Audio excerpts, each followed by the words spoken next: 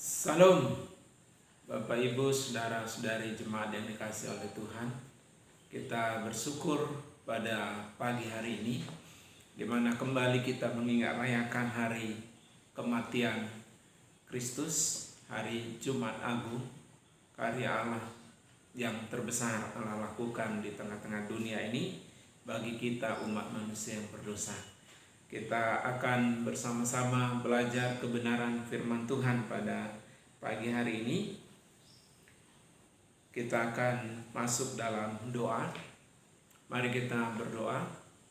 Bapa di surga, Bapa yang baik, Bapa yang mengasihi kami, Bapa yang kami sembah dalam nama Yesus Kristus, kami sungguh bersyukur pagi ini atas waktu dan kesempatan indah Tuhan anugerahkan bagi kami untuk kami bersama-sama kembali mengingat-rayakan hari kematian-Mu, hari Jumat Agung, karya terbesar Tuhan Yesus telah karuniakan di tengah-tengah dunia ini, mati berkorban bagi kami manusia yang berdosa. Kami akan belajar kebenaran firman-Mu pada pagi hari ini. Roh Kudus menolong kami semua untuk kami mengerti dan melakukan firman-Mu dalam hidup kami hari demi hari. Ini doa kami ya Tuhan, kami siap diberkati lewat firman-Mu. Dalam nama Yesus kami berdoa dan bersyukur. Amin. Firman Tuhan pagi hari ini terambil di dalam kitab Galatia pasal 6 ayat 11 sampai dengan ayat yang ke-18. Kitab Galatia pasal 6 ayat 11 sampai dengan ayat yang ke-18. Demikian bunyi firman Tuhan.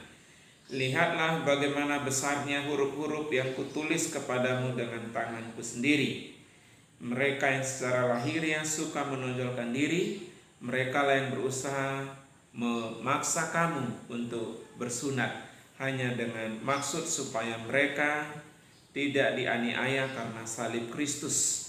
Sebab mereka yang menyunatkan dirinya pun tidak memelihara hukum Taurat, tetapi mereka menghendaki supaya kami menyunatkan diri agar mereka dapat bermegah atas keadaanmu yang lahiriah.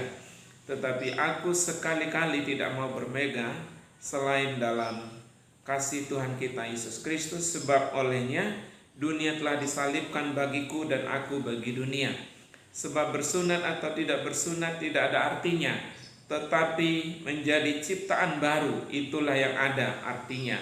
Dan semua orang yang memberi dirinya dipimpin oleh patokan ini, turunlah kerajaan damai sejahtera dan rahmat atas mereka dan akan Israel milik Allah. Selanjutnya, janganlah ada orang yang menyusahkan aku, karena pada tubuhku ada tanda-tanda milik Yesus. Kasih karunia Tuhan kita Yesus Kristus menyertai roh kamu, saudara-saudara. Amin. Firman Tuhan pagi hari ini bertemakan tentang bermegah dalam salib. Bermegah dalam salib. Nah, surat Galatia ditulis ketika waktu itu orang-orang Yahudi yang mengaku diri Kristen, yang menekankan bahwa orang Kristen harus bersunat. Mereka memegahkan diri mereka sebagai orang yang bersunat.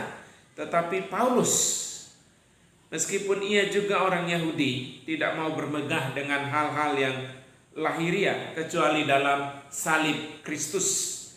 Mengapa Paulus dapat bermegah hanya dalam salib Yesus? Nah, apa yang membuatnya begitu bangga? Ya, apa yang membuatnya begitu senang, bahagia, bahkan bersedia menderita karena salib Kristus? Kita akan melihat dalam kebenaran firman Tuhan pada pagi hari ini. Yang pertama, mengapa Paulus dapat bermegah hanya dalam salib Yesus? Karena Paulus mengenal siapa yang tersalibkan. Ayat 14 mengatakan kepada kita, tetapi aku sekali-kali tidak mau bermegah selain dalam salib Tuhan kita Yesus Kristus. Sebab olehnya dunia telah disalibkan bagiku dan aku bagi dunia. Yang pertama, mengapa Paulus dapat bermegah hanya dalam salib Yesus? Karena Paulus mengenal siapa yang tersalibkan itu. Dengan tegas Paulus berkata, salib Tuhan kita Yesus Kristus. Itu ketegasan daripada seorang Rasul Paulus. Itu yang membuat dia bermegah, itu yang membuat dia bangga, ya, karena ia bermegah dalam salib Kristus. Karena Paulus mengenal siapa yang tersalibkan itu. Paulus mengenal Yesus adalah Tuhan yang berkuasa atas orang-orang yang hidup dan yang berkuasa atas orang-orang mati. Paulus juga mengenal bahwa Yesus adalah Tuhan yang mengasihi dirinya. Ketika Rasul Paulus ditangkap oleh Tuhan, pada saat itu Rasul Paulus membawa surat-surat kuasa dari para imam-imam. Untuk apa? Untuk membinasakan orang-orang pengikut jalan Tuhan pada saat itu. Tetapi di tengah jalan menuju Damsyik, sinar kemulauan yang luar biasa, sinar terik, panas terik, ya, sinar dari atas yang seakan-akan menggugah dia. Pada hari itu siang bolong, sinar itu benar-benar membuat dia terjatuh, tersungkur dan tidak bisa berbuat apa-apa.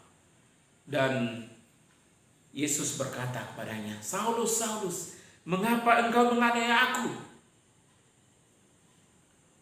"Tuhan, siapakah engkau? Aku tidak mengenal engkau. Aku tidak menganiaya engkau." Yesus berkata, "Saulus, Saulus, akulah Yesus yang engkau aniaya itu." Pada saat itu juga Saulus sebenarnya sudah mati. Tetapi Tuhan mengasihi dia. Yesus mengasihi dia. Ia memakai dia dengan luar biasa untuk menjadi alat Tuhan yang luar biasa, untuk melayani Tuhan, untuk bekerja di ladang Tuhan. Paulus mengenal siapa Yesus. Yesus sangat-sangat mengasihi dia. Jika kita sungguh-sungguh mengenal pribadi Yesus, maka tidak dapat tidak kita bermegah dalam salib Yesus. Kita harus bangga, kita harus bermegah karena salib Yesus. Hanya karena salib Yesus kita bisa bermegah dan bangga. Luar biasa Bapak Ibu saudara-saudari yang dikasihi oleh Tuhan. Kita boleh bermegah, kita boleh bangga, kita boleh ada saat ini karena kita mengenal siapa yang tersalibkan itu. Sangat jelas dan sangat pasti. Paulus berkata bahwa Tuhan kita Yesus Kristus itulah yang tersalibkan, bukan yang lain. Ya, banyak orang berkata bahwa Yesus tidak salibkan. Salah Bapak Ibu. Menurut firman Tuhan, Yesuslah yang tersalibkan. Yesus yang kita ingat rayakan pada hari kematian Kristus pada saat ini, hari Jumat Agung, adalah Yesus yang benar-benar mati di atas kayu salib. Nah, ini hal pertama yang kita bisa lihat dalam kebenaran firman Tuhan ini.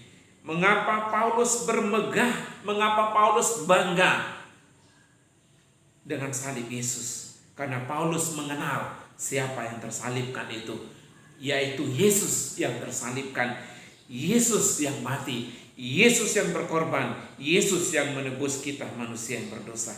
Tidak mungkin kita memegahkan diri lebih dari apa yang dikerjakan Yesus di atas kayu salib. Itu yang pertama. Yang kedua, mengapa Paulus dapat bermegah hanya dalam salib Yesus? Kita akan melihat dalam firman Tuhan ini. Karena Paulus mengenal kuasa salib Yesus itu. Ayat 13 dan ayat 14 mengatakan kepada kita, sebab mereka yang menyunatkan dirinya pun tidak memelihara hukum Taurat, tetapi mereka menghendaki supaya mereka menyunatkan diri, agar mereka dapat bermegah atas keadaanmu yang lahiriah. Tetapi aku sekali-kali tidak mau bermegah selain dalam salib Yesus Kristus, sebab olehnya dunia telah disalibkan bagiku dan aku bagi dunia. Yang kedua, mengapa Paulus dapat bermegah hanya dalam salib Yesus? Mengapa Paulus begitu bangga hanya oleh salib Yesus? Karena Paulus mengenal kuasa salib Yesus itu. Paulus tahu bahwa di atas salib Yesus mematahkan kutuk hukum Taurat, yaitu dosa. Jadi melalui kematian Kristus di atas kayu salib, melalui pengorbanannya, melalui penebusannya, Ia mematahkan kutuk hukum Taurat, yaitu dosa. Yesus berkata di atas bukit Golgota, sudah selesai. Semua dosa-dosa umat manusia sudah diselesaikan Kristus melalui penyalibannya. Itulah sebabnya mengapa Paulus begitu bangga. Itulah sebabnya Paulus begitu bermegah, karena kuasa salib Yesus itu. Kuasa dosa serta dunia sudah dijauhkan daripada kita melalui kematian pada Yesus Kristus. Ketidakberdayaan untuk melakukan hukum Taurat, kuasa dosa yang memperhamba dan tipu daya dosa telah dipatahkan. Ya. Firman Tuhan berkata, siapa yang berbuat dosa adalah hamba dosa. Kita dahulunya adalah hamba-hamba daripada dosa. Tetapi sekarang kita adalah hamba Kristus. Kita adalah pengikut Kristus. Kita adalah sahabat Kristus. Kita adalah sobat Kristus. Semuanya telah Tuhan Yesus selesaikan di atas kayu salib. Salib Kristus. Ada kuasa salib Kristus di dalam kehidupan setiap orang yang percaya kepada Kristus. Paulus mengenal kuasa salib Yesus itu. Kuasa salib Yesus itu menyelamatkannya. Kuasa salib itu mengasihi dia. Kuasa salib itu memakai dia menjadi alat Tuhan yang luar biasa. Ya, kita tahu dia penuh dengan dosa, penuh dengan kejahatan. Banyak hal yang mungkin secara lahiriah ia bangga-banggakan. Tetapi setelah ia mengenal Kristus, ia katakan semuanya itu sampah. Tidak ada gunanya lagi bagiku selain daripada Kristus. Luar biasa Bapak Ibu. Ketika kita menghadapi situasi yang serba sukar sulit saat ini, pandang kepada kuasa salib Yesus Bapak Ibu. Kuasa dosa sudah dihancurkan.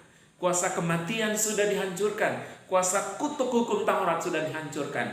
Kuasa Yesus sanggup untuk mematahkan, untuk menyelesaikan COVID-19 yang sedang membuat manusia di seluruh dunia ini ketakutan, kebimbangan, kebingungan dan sebagainya. Kuasa salib Yesus sanggup mematahkan semuanya itu. Kuasa salib Yesus sanggup memerdekakan kita semuanya daripada itu. Mari pandang kepada salib Yesus. Melalui kita mengingat rayakan hari kematian Kristus ini, mari kita bangga, mari kita bermegah bahwa kuasa salib Yesus sanggup mematahkan, sanggup menyelesaikan setiap masalah persoalan yang kita hadapi. Yang terakhir Bapak Ibu Saudara-saudari yang dikasihi oleh Tuhan, mengapa Paulus dapat bermegah hanya dalam salib Yesus? Karena Paulus mengenal tujuan daripada salib Yesus itu. Ayat 15, sebab bersunat atau tidak bersunat tidak ada artinya, tetapi menjadi ciptaan baru, itulah yang ada artinya. Paulus mengenal tujuan Allah melalui karya salib Kristus, yaitu menjadikan orang yang percaya menjadi ciptaan baru. Ya, hal-hal lahiriah tidak membawa dampak apa-apa bagi kita. Ya, Paulus katakan tadi bahwa hal-hal lahiriah boleh saja ia banggakan, tetapi setelah ia ada dalam Kristus, ia menganggap semuanya itu sampah, tidak ada gunanya. Bapak Ibu Saudara-saudari yang dikasihi oleh Tuhan, tujuan daripada salib Yesus adalah menjadikan kita mengalami hidup baru. 2 Korintus 5 ayat 17 mengatakan, jadi siapa yang ada dalam Kristus, ia adalah ciptaan yang baru. Yang lama sudah berlalu, sesungguhnya yang baru sudah datang.